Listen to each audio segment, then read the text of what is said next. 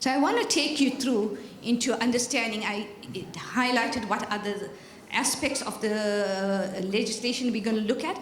But what I'm going to, because my focus is on finance, I'm going to just specifically talk about those particular points as it affects finance officials. So we talk about the Constitution, and we said that it's the most enabling piece of legislation that we have. It's sovereign. Our Constitution is the most democratically written Constitution. We have the best Constitution, in fact, in the world. I think many of you would know that.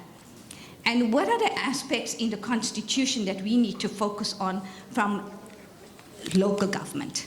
Because the Constitution deals with, there's plus or minus 13 chapters, and I think chapter 14 is a whole lot of overviews. But there are key chapters that impact directly on us, whilst the whole Constitution affects all of us in terms of human beings, and it addresses our rights as citizens, as finance officials, and as local and public sector employees. There are some of the chapters that we need to focus on. So chapter 7 sets out the framework for us for local government, and more specifically in terms of section 152. It provides a democratic and accountable local government. And it encourages communities and public organizations to be involved in the matters of local government. And one of the things in that is also the municipal elections. And you're all in, how many of you involved in the municipal elections? No? Okay, you can be involved. I'm involved in the municipal elections. How? You work through the IEC, you volunteer yourself to do work for the IEC in terms of counting, in managing the stations. There's a whole process that goes around. At Tequini Municipality, we're going to be taking close to 50 of our employees. They'll be helping out with the whole process in terms of the municipal elections. Because the IEC can't pay us, so as public servants, we volunteer to work on election day and a day or two before the elections in terms of helping the process in terms of counting. IEC will do most of the work, but we just help there in terms of the final process when it comes to managing the stations, being regional coordinators, being electoral officers. It's a whole process. So it is our right. But how many of you are going to go and vote? Have registered to vote? All. And you know why you have to vote. It's your democratic right to vote, but by putting the vote, you are appointing directors for government. You are putting the people in charge of running this country. So you need to go there and need to ensure that you vote. Whoever you vote for is not important, but as long as you have exercised your democratic right, do not miss out on that. So coming back to chapter 7, our focus is on public participation and democratic and accountable government. That's in the Constitution. Then we look at, in more detail, what the Constitution tells us about local government. And it focuses on how to deal with the finances of local government. That's chapter 13, an important chapter. I'm not going to go through all of it here, but when you get your Constitution, read it and go through the aspects that have been discussed. And what we really want to talk about of public finances. Firstly, that it must be equitable. And when we talk about things being equitable, it means, let me give you an example. When we go out and we value properties, because as you know, properties are the basis upon which we will raise the rates for local government. When you do that, you have to make sure that you value it in a correct and in the fair manner, that everybody's properties are valued based on those market value principles. So the principle and the frameworks have to be the same. So that you don't go into one area and say, for A, B, C, D reason, this value is X, and you go into the next area, and for whatever reason, you determine another value. So that's called being equitable. Also, in terms of addressing the rates to our communities, and in raising rates, we need to ensure that we look at a framework in which we address the gap between poor households and more affluent households. And so you then develop a rates policy that will meet the needs of all the communities. So that's what we talk about, equitable distribution. Also, the equitable distribution of the national revenue to provinces and to municipalities. So what happens at national level? The whole country's SARS collects all our revenue. SARS money is then, through National Treasury and through this Chapter 13, distributed to municipalities and provinces. What do you think, if I ask anybody, what do you think they would use as a formula to distribute to municipalities? How would they distribute that money? You got a pot of money, how do you distribute it to different provinces, to different municipalities? Okay, so I'm not expecting you to know all the answers, but what they do is there's an equitable share formula. And what does that equitable share formula do? It looks at, in each province, in each municipality, the number of poor households, and based on the number of poor households, it then works out a value for that particular municipality. And the reason is to be able to provide basic services to all the people in the municipal district or in that particular municipality. So the reason for using poor households is that because you have an X number of ratepayers paying, and it cannot fund everybody, especially in the poor areas, in this developmental state, we're unable to fund every municipality to be able to provide the same level of services in every area. So we then get a share from National Treasury that allows us to be able to then give free water and free electricity to poor households.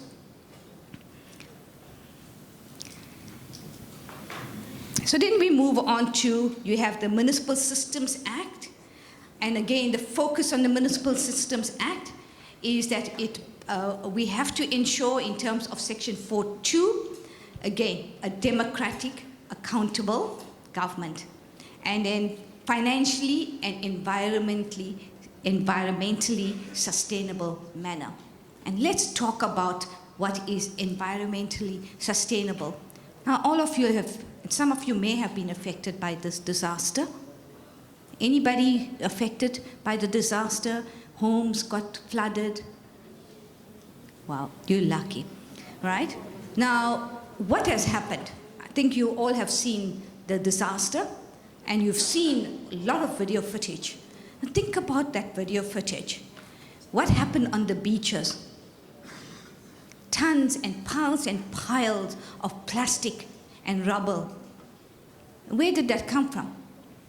Through the storm, washed back onto the shores. What has happened? It's because we are not delivering our services in a way in which it should not be getting into our oceans. It's going in there. What is happening? We're killing the sea life. Some of you may have seen a month ago, 2 months ago, a big whale was picked up on the oceans, and what was it full of? Plastic. Environmentally sustainable. We're killing the environment, we're killing the sea life. We need to ensure that when we do those kinds of services, that our disposal sites are able to take care of it, but more that we are educating our communities in terms of ensuring that we're delivering services in a sustainable manner. The important aspect of Systems Act, community participation. And why do we need to participate with our communities? Anybody just want to tell me, why should communities be involved in your budget process? Anybody?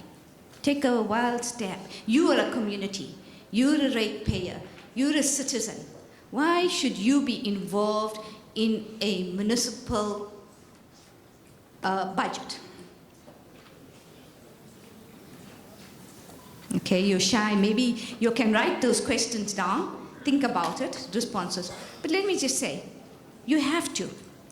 If we involve the communities, we wouldn't be sitting with some of the kind of problems that we've got about where households are being put up, where structures have been put up.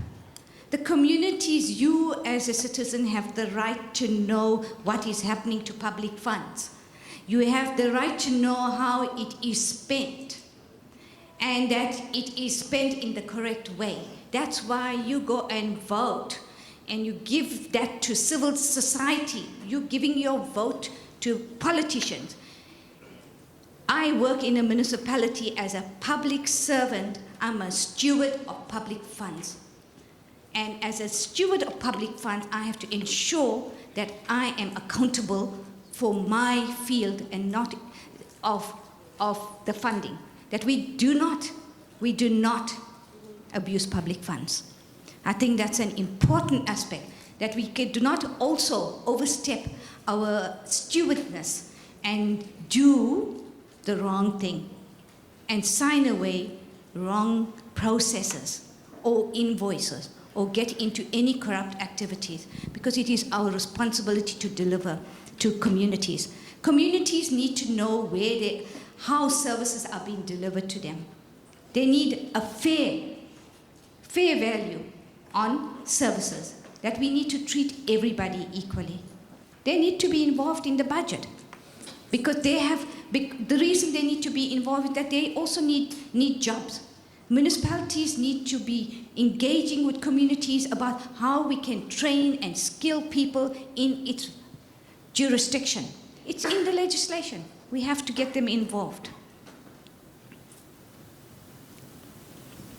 Okay?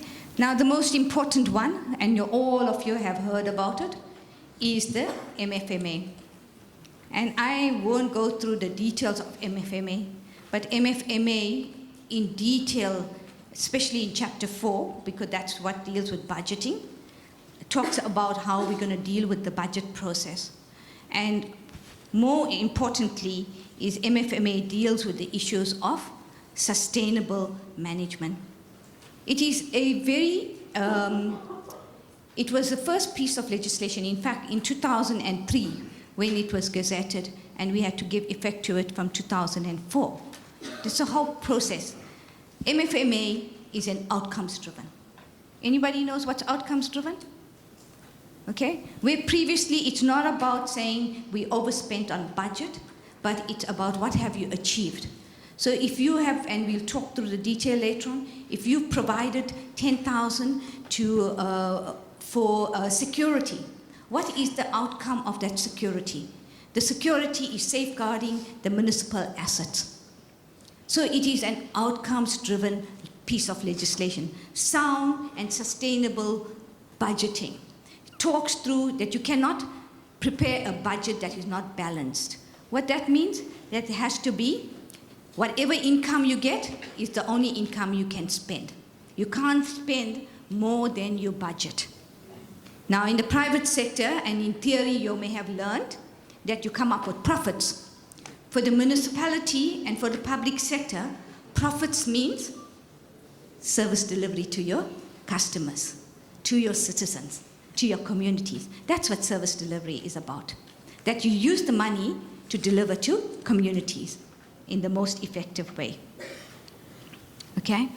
And then the other piece of legislation was the Property Rates Act. I won't go into detail, but it is the important one because it's where we raise our rates base. Because you got the Water Act and the electricity, those are trading services. But for municipalities, there are municipalities that only have properties. They don't deliver water and electricity. They might get their water and electricity distributed through other parastatals. But the Property Rates Act ensures that we have an act in place which allows us to raise rates on properties in the fair and equitable way. So that then brings me to what is the purpose of budgeting? Anybody? All of you been involved in any form of budgeting in your field? You have. just show of hands, are you in budget departments, or you in financial statements department, departmental accounting, or you just in a trainee environment? Most of you trainees, most of you interns. Just a show of hand, how many of you have really done some work on the budgets? Just give me a, good. Okay, so we do have, all right. Okay, all right. Okay, so what is the purpose of budgeting? Okay, so what is a budget? It's a plan, right? It's a plan to say where you're going to get your money and how you're going to spend the money. Now, in the private sector, that means that there is, where they're going to get the money is driving their initiative, and they sell only one product, they know their expenses, and their goal at the end of the day is profit, right?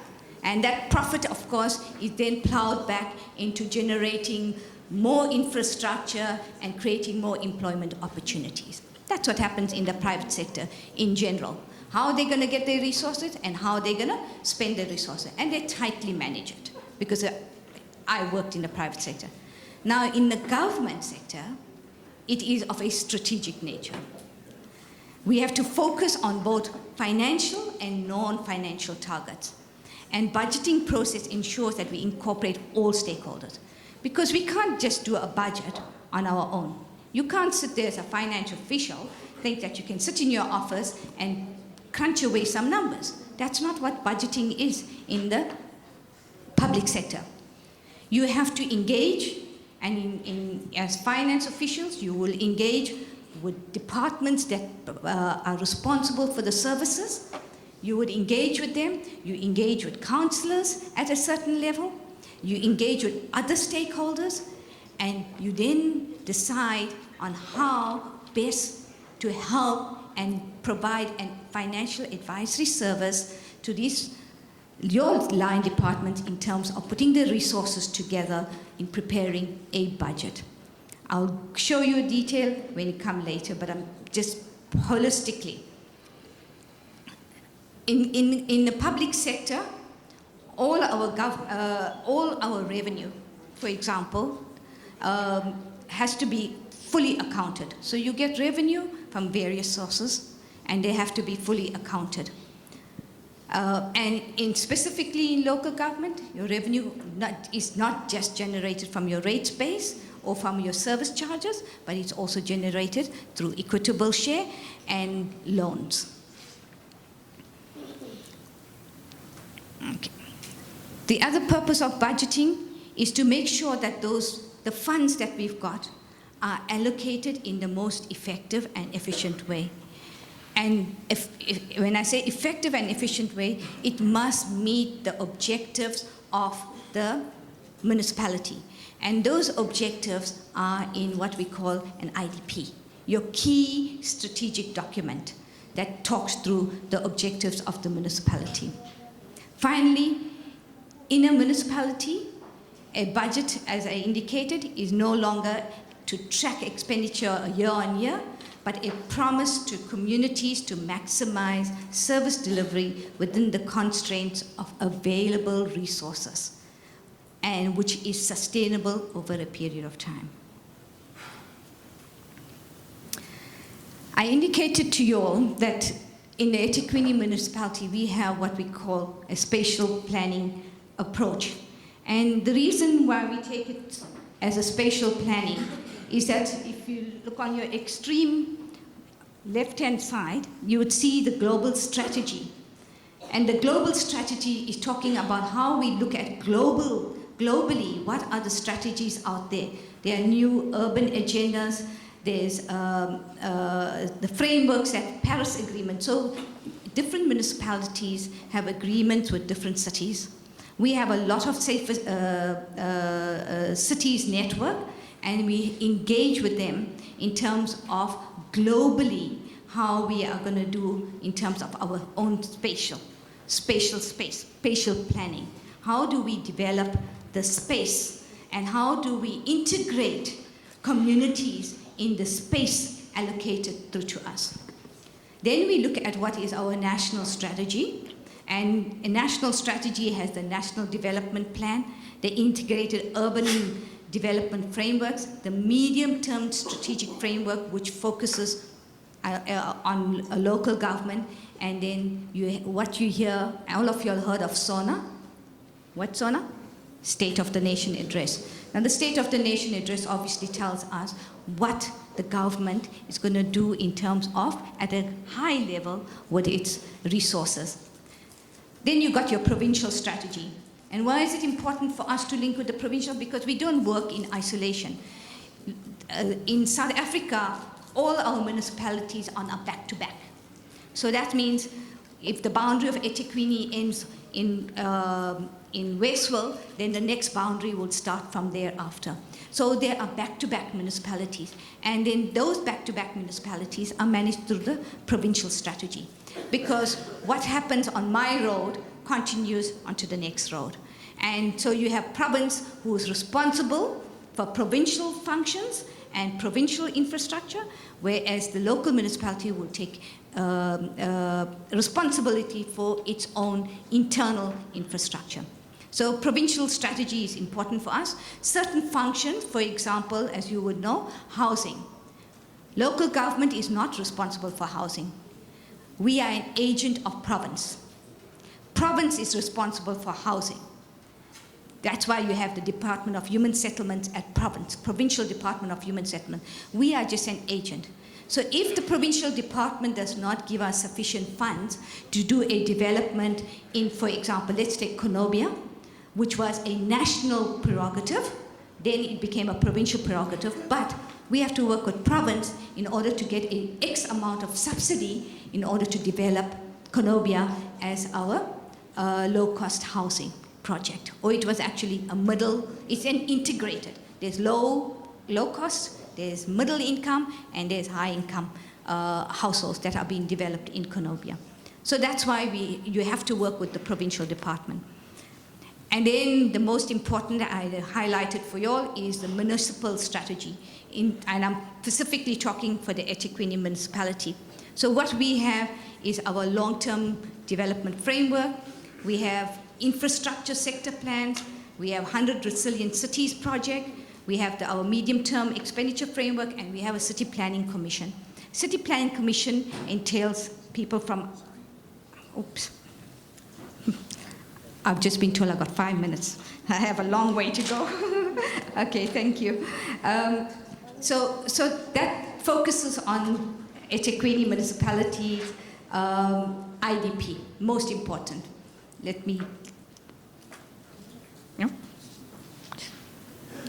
Okay, so here we talk about what is an accountability cycle, and this will happen in all municipalities. In the public sector, starting off with your big 5-year strategy, and 5-year strategy only happens once in 5 years at the start of the local government elections, or once a new local government electorate comes into place, then you have a new IDP come into place.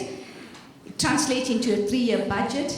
The 3-year budget has to talk to the SDBIP, which talks through the key deliverables in terms of your budget.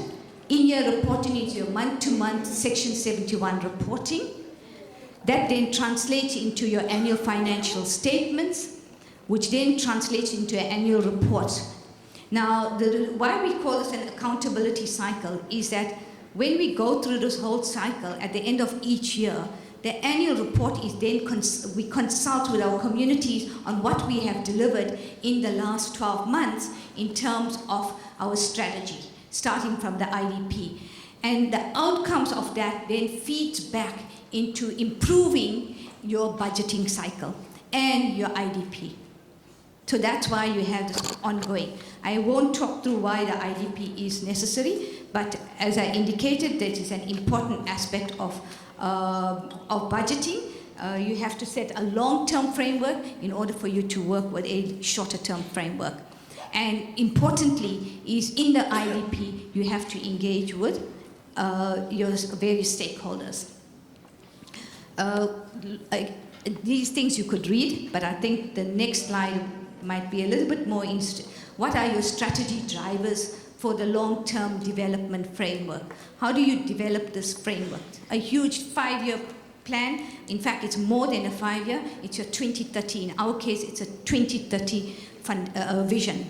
So we have identified in the long term 6 priority areas for sustainability.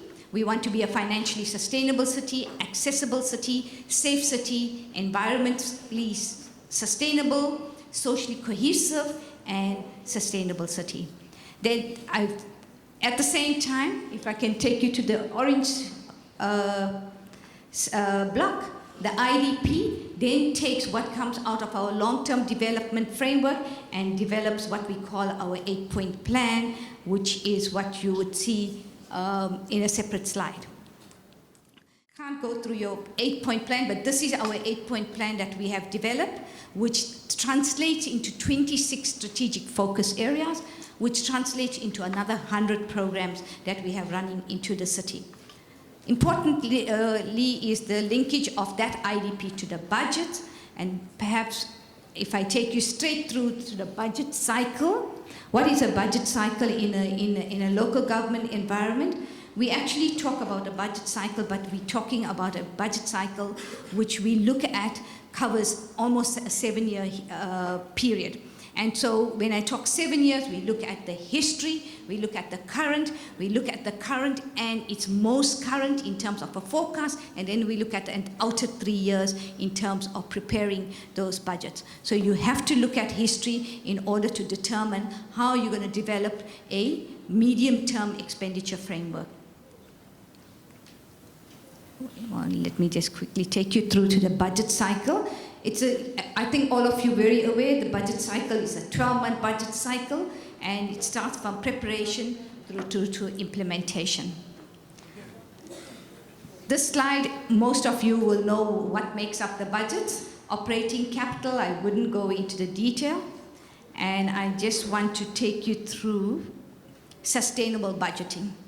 Okay? When we talk about sustainable budgeting, you know in a local environment, you have to have it cash backed. It must be sustainable in that you must be able to collect your revenues. If you raise revenues, you must be able to collect it. It must reflect adequate maintenance and renewal of assets. We have to maintain our assets. You can only use your revenues for a municipal assigned function. So you can't just take the money and spend it in any haphazard way, but it has to be a function of the municipality. And I think the sustainability is about making sure that it is balanced at all times.